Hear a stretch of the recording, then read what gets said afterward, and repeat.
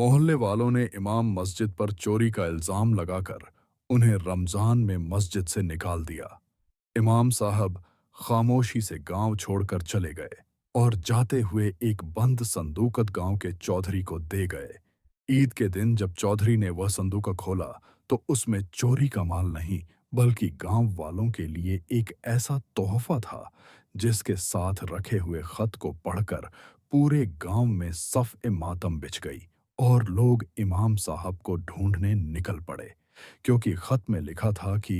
रमजानुल मुबारक का मुकद्दस महीना अपनी तमाम तर रूहानियत और बरकतों के साथ सायाफगन था और मस्जिद के वसीयत सहन में आज एक अजीब और दिलखराश मंजर बरपा था जिसने रोज़े के तकद्दुस और एहतराम की तमाम हदें पार कर दी थीं।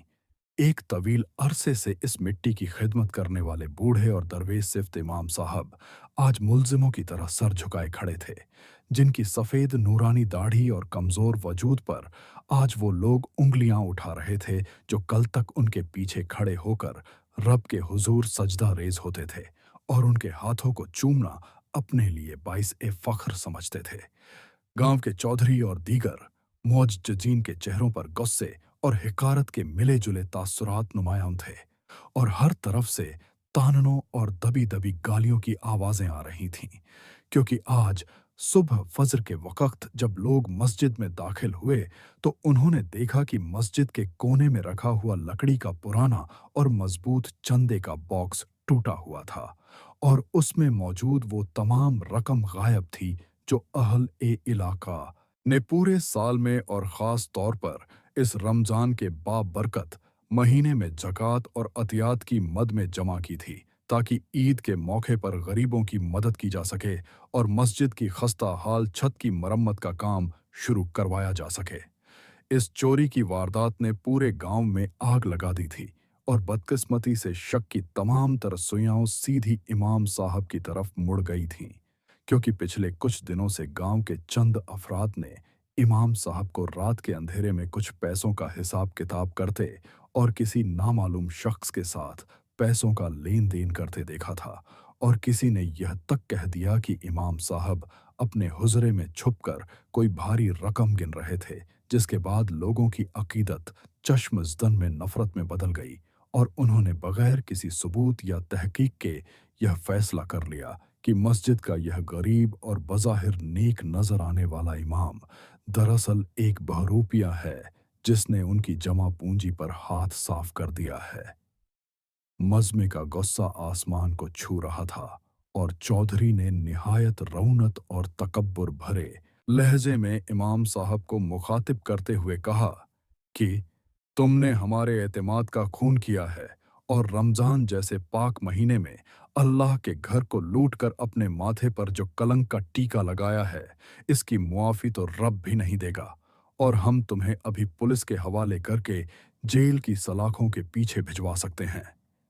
लेकिन सिर्फ इस रमजान के एहतराम और तुम्हारी इस सफ़ेद दाढ़ी की लाज रखते हुए हम तुम्हें एक मौका दे रहे हैं कि अभी और इसी वक्त अपना सामान उठाओ और इस गांव की हुदूद से हमेशा के लिए निकल जाओ, वरना हमारे नौजवानों का गुस्सा बेकाबू हो जाएगा और फिर तुम्हारी जान की खैर नहीं। यह इंतहाई संगीन और जिल्लत आमेज इल्जाम सुनकर बूढ़े इमाम साहब के कदमों तले से जैसे जमीन निकल गई और उनके दिल पर ऐसा कारी झख्म लगा जिसका दर्द उनके चेहरे की गहरी लकीरों से अयान हो रहा था, मगर उन्होंने कोई सफाई पेश नहीं की और ना ही गुस्से में आकर कोई तल्ख बात कही, क्योंकि वो जानते थे कि जब हुजूम की आंखों पर शक और नफरत की पट्टी बंध जाए तो वहां सच्चाई की दलीलें देना पत्थरों के सामने बीन बजाने के मुतरादिफ होता है। और उनका ज़मीर चूंकि मुतमिन था, इसीलिए उन्होंने अपना मामला उस जात के सुपुर्द कर दिया जो दिलों के हाल बेहतर जानती है और खामोशी से मुड़कर अपने उस छोटे से तारीक हुजरे की तरफ चल पड़े जहां उन्होंने अपनी जिंदगी के कई साल अल्लाह की इबादत और इस गांव के बच्चों को कुरान पढ़ाने में गुजार दिए थे। हुजरे में दाखिल होकर उन्होंने अपने चंद पुराने कपड़े और रोजमर्रा के इस्तेमाल की मामूली अशिया एक बोसीदा सी चादर में बांधकर एक छोटी सी गठरी बनाई और फिर उनकी नजरें हुजरे के उस तारीक कोने की तरफ उठीं जहां एक बहुत पुराना, भारी और लोहे के मोटे कब्जों वाला लकड़ी का संदूक रखा हुआ था, जिस पर एक बड़ा सा झंग आलूदा ताला पड़ा हुआ था। इमाम साहब ने अपनी कांपती और कमजोर बाहों से उस भारी संदूक को घसीटना शुरू किया और इंतहाई मुशक्कत के बाद उसे मस्जिद के सहन में लाकर चौधरी के कदमों के पास रख दिया, जिसके जमीन पर टकराने से एक भारी धमक पैदा हुई और पूरे मजमे पर एक लम्हे के लिए गहरी खामोशी छा गई, क्योंकि सबकी नजरें इस पुरअसरार संदूक पर मरकूज हो गई थीं और लोगों के जहनों में यह ख्याल पुख्ता होने लगा कि यकीनन इस गरीब इमाम ने जो कुछ भी चुराया है और जो भी माल उसने छुपा कर रखा है, वह सब इसी संदूक के अंदर बंद है, जो वह खौफ के मारे खुद ही उनके हवाले कर रहा है। चौधरी ने तंजिया नजरों से इस संदूक को देखा और फिर इमाम साहब की तरफ मुतवज्जह हुआ तो इमाम साहब ने निहायत धीमी मगर पुरवकार और दिल में उतर जाने वाली आवाज में चौधरी को मुखातिब करते हुए इल्तिजा की कि चौधरी साहब, आप लोगों ने मुझ पर जो भी फैसला नाफिज किया है, मैं उसे बगैर किसी शिकायत के तस्लीम करता हूँ और अभी इसी वक्त यह बस्ती छोड़कर जा रहा हूँ। लेकिन ये बंद संदूक मेरी तरफ से आप तमाम गांव वालों के लिए एक बहुत खास अमानत है और मेरी आपसे और इस पूरे मजमे से सिर्फ यह एक आखिरी गुजारिश है कि इस अमानत की लाज रखना और इस पर पड़े हुए ताले को आज मत तोड़ना, बल्कि जब ईद का दिन आए और पूरा गांव नमाज ईद के लिए इस मस्जिद में जमा हो तो उस वक्त सबके सामने इस संदूक को खोलना और इसके अंदर रखी हुई चीज को मेरी तरफ से अहल ए इलाका के लिए ईद का तोहफा समझकर कबूल कर लेना। चौधरी और गांव वाले इमाम साहब की इस अजीब और गरीब शर्त पर हैरान रह गए और किसी को समझ नहीं आ रहा था कि एक शख्स जो चोरी के इल्जाम में गांव से निकाला जा रहा है, वह किस तोहफे और किस अमानत की बात कर रहा है। मगर इससे पहले कि कोई मजीद सवाल करता या उस संदूक के ताले को हाथ लगाता, इमाम साहब ने अपनी छोटी सी गठरी कंधे पर रखी और अपने आंसुओं को आंखों में कायद करते हुए उस मजमे को और उस मस्जिद को अपनी आखिरी हसरत भरी निगाह से देखा और फिर खामोशी से मुड़कर गांव से बाहर जाने वाले उस कच्चे और धूल भरे रास्ते पर चल पड़े, जिस पर चिलचिलाती धूप उनका इस्तकबाल कर रही थी। वह आहिस्ता आहिस्ता दूर होते गए और गांव वाले अपनी जगह खड़े उस बूढ़े इंसान को एक चोर और मुजरिम समझकर जाते हुए देखते रहे और पीछे सहन के ऐन वस्त में वह पुरअसरार और भारी संदूक एक गहरे राज की तरह पड़ा था। उनके जाने के बाद भी गांव का सबसे बड़ा और संगीन मसला ज्यों का त्यों मौजूद था, जिसने कई दहाइयों से इस बस्ती की औरतों का जीना मुहाल कर रखा था, और वह मसला पानी की शदीद किल्लत का था, क्योंकि इस इलाके की जमीन इंतहाई खुश्क और बंजर थी और पीने का साफ और मीठा पानी हासिल करने के लिए गांव की बूढ़ी माओं, जवान बहनों और छोटी बच्चियों को रोजाना सुबह सवेरे मुंह अंधेरे उठकर कई मील दूर का इंतहाई कठिन और थका देने वाला सफर पैदल तय करना पड़ता था। और जब दोपहर के वक्त सूरज आग बरसा रहा होता और जमीन तंदूर की तरह तप रही होती, तो इस चिलचिलाती धूप में अपने सरों पर मिट्टी के पानी से भरे हुए भारी घड़े उठाकर लाना उनकी रोजमर्रा की वह जानलेवा और सब्र आजमा मुशक्कत थी, जिसने उनके कमजोर जिस्मों को निढाल कर दिया था और उनके नंगे पैरों को छालों और जख्मों से भर दिया था।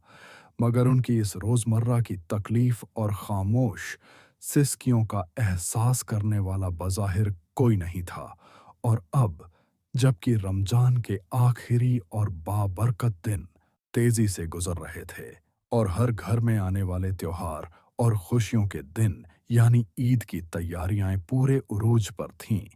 तब भी उन बेचारी और लाचार औरतों को अपने और अपने घर वालों के लिए पानी का बंदोबस्त करने की खातिर उसी कर्बनाक और अजियतनाक मुशक्कत से रोजाना गुजरना पड़ रहा था। और दूसरी तरफ गांव के चौधरी की हवेली के एक महफूज कमरे में रखा हुआ वह पुरअसरार और भारी लकड़ी का संदूक अब पूरे गांव की तवज्जो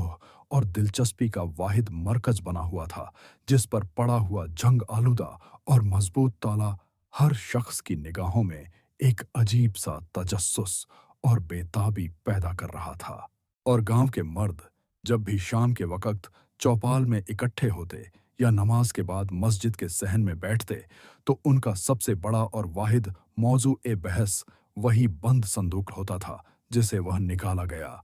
इमाम जाते हुए अमानत के तौर पर छोड़ गया था, और हर शख्स अपनी-अपनी सोच और फ़हम के मुताबिक उस संदूक के अंदर मौजूद पोशीदा चीज़ों के बारे में तरह-तरह के अंदाज़े और कक्याफ़ा आरायाँ कर रहा था।